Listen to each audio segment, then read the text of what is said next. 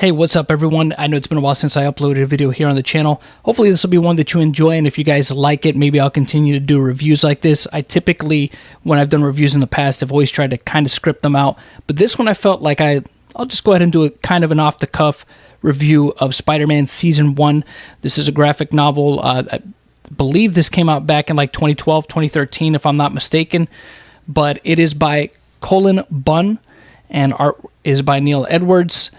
This basically is a kind of, I want to say, reimagining of the days after Spider-Man got his powers, after he got bitten by the radioactive. I mean, it shows him getting bitten by the radioactive spider, but it shows kind of the days after that, the couple days after that, and what he was doing, how he was kind of seeking fame and fortune by trying to become some kind of television or just some kind of star, basically, in the media.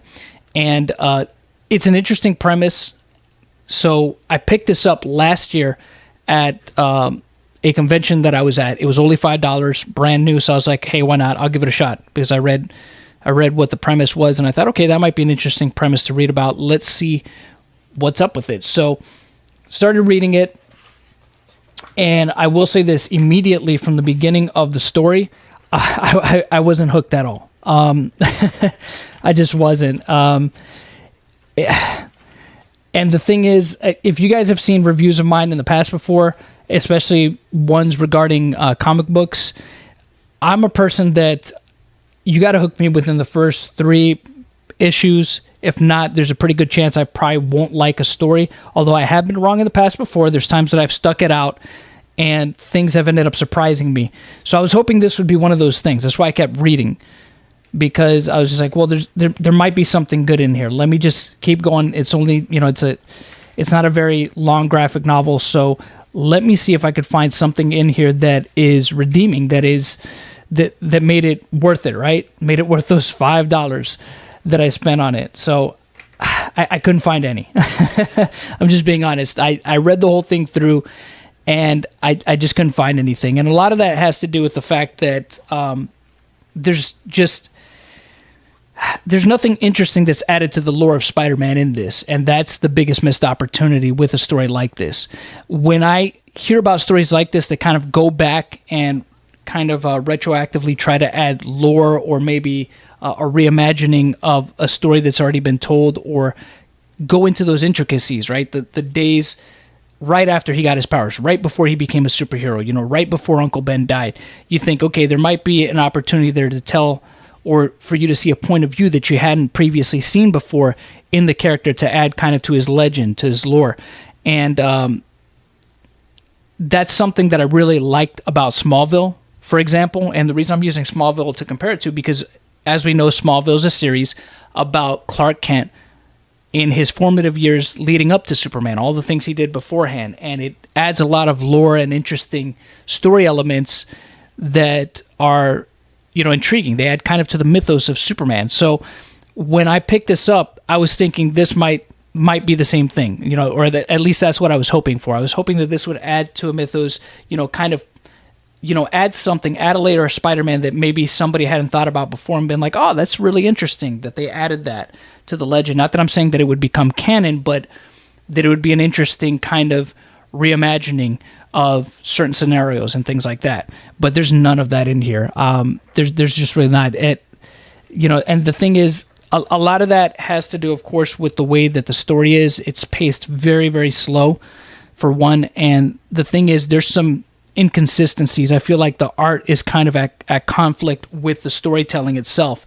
Like this right here. You see this picture of Peter Parker here, and he looks like he could be a 15, 16-year-old kid here. He looks like a teenager, but then you go further in, you go just maybe a couple more pages down, and somehow, I don't know why it's not conveyed, but you see him here in this picture. He's got his glasses on, and you see him here in this picture, and he looks like a 30-year-old man. He looks like a guy who's in his early 30s, maybe late 20s, but he looks much older the way he's drawn here. So it was a little bit jarring for me, because it's just kind of inconsistent, because we're looking at Peter Parker here. He's supposed to be a kid that's in high school, but he looks like a grown man. And that was a little bit jarring and a little bit off-putting for me when I was reading through this. I mean, the only kind of thing that I found that was interesting about the story a little bit was this character here. Her name is like something, what is it? Yeah, Katie Kiernan, who apparently worked for the Daily Bugle. And what the only thing that really she kind of adds to the story here is J. Jonah Jameson's intent was always to smear Spider-Man, to always make him look bad. But the interesting thing about this character is that she was basically the tool for that. She was the one that executed it and kind of set the bar on how to smear Spider-Man. So I thought that was kind of interesting. But then she ends up leaving. She ends up resigning not long after. But she kind of sets the bar. She kind of lays out the blueprint, I guess you could say, for J. Jonah Jameson to follow after that. So I found that to be interesting. Not much, but it was an interesting take. And the other thing I guess I thought was okay was how Spider-Man is drawn. He's kind of drawn in that Steve Ditko kind of lanky-bodied style, which I appreciated that.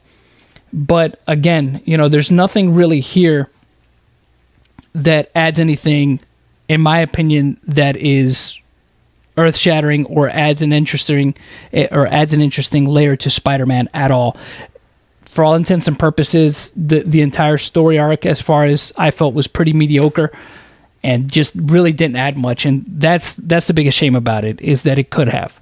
So that's my disappointment with it, and it's really not a story that I could see myself rereading for any reason.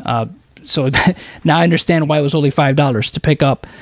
The only thing I really found interesting about it, outside of the Katie Kiernan character, was this at the end, the Avenging Spider-Man #1. It has this at the very end.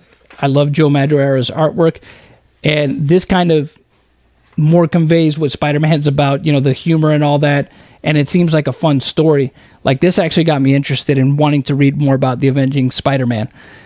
This is really the only kind of saving grace in the book, in my opinion, which is unfortunate because it's not enough for me to want to keep it. Like, this is a book I'll probably end up getting rid of because it's not one that I'm going to reread for any reason. Now, I might pick up some Avenging Spider-Man stuff after reading this, because it just seems like a fun little comic book story. But overall, yeah, Spider-Man Season 1, not good. Not good in my opinion. And hey, look, maybe Cullen Bunn has written some other good stuff that I'm just not aware of. This is my first story of his that I've read. Not off to a good start.